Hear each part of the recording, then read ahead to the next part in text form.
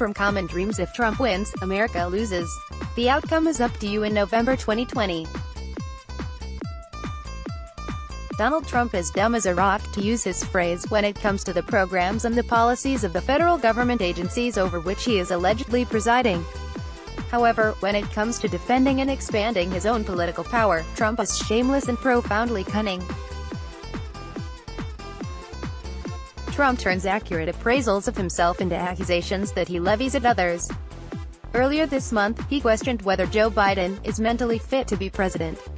But Trump has found ways to spread his toxicity beyond his lying tweets. He has carefully developed formidable barricades to shield himself from the gathering storm regarding his countless impeachable offenses and other serious misbehaviors. Trump's remarks, decisions, and asides reveal his plans to stay in office. Trump heaps praise and extra funding on the military. In his travels, Trump likewise incessantly praises the police regardless of the local situations. Trump has openly said these constituencies are the core foundation against his adversaries that will keep him in office. His White House will keep the military and the police very well endowed.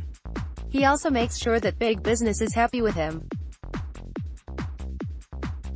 Some of the bosses are getting anxious about the uncertainty associated with Trump's use of tariffs and his caustic remarks about leaders of the countries where U.S. companies do business.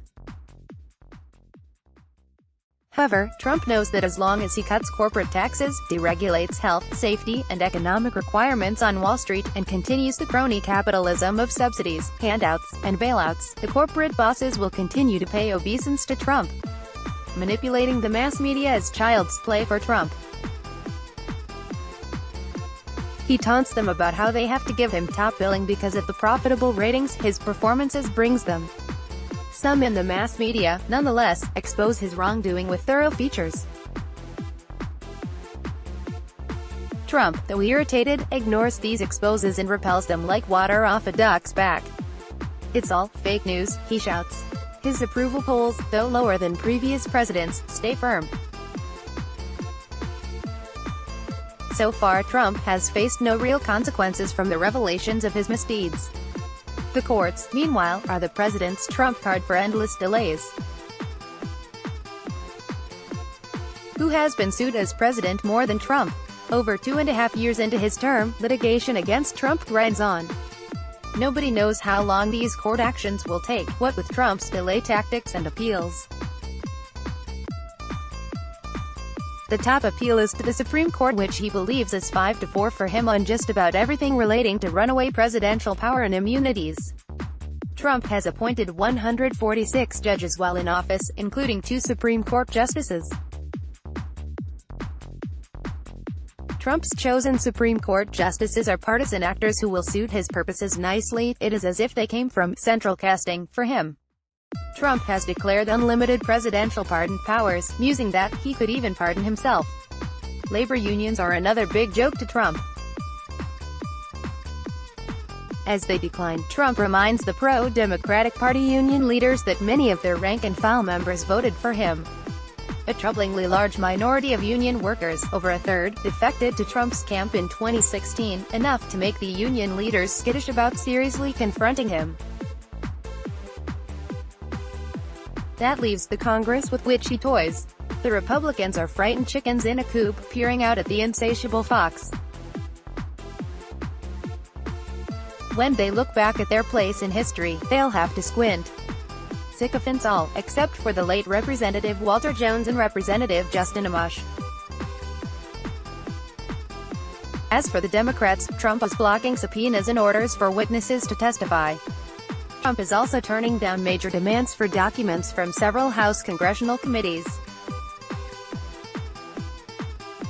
Exercising their constitutional authority to oversee the executive branch, the committee chairs are filing one lawsuit after another. Trump laughs and tells his attorneys to keep stonewalling and appealing, which can mean years. That's how he operated during his sordid failed business career. Donald Trump, selected by the Electoral College, is daring the Democrats to impeach him. He knows Democrats are divided and can use the Republican-dominated Senate as an excuse for inaction. Of course, impeachment is a constitutional duty for the House, not a simple political calculation. It is certainly warranted for the most impeachable president in American history. Trump is thumbing his nose at Democrats daily, blocking oversight, allocating appropriated funds by executive dictate, brazenly freezing enforcement. The laws are revoking regulations that protect the health, safety, and economic well-being of the American people, enriching himself through emoluments, and also casting aside the Constitution and the rule of law regarding his military and foreign policy aggressions. Page 1, 2. Let's block ads. Why?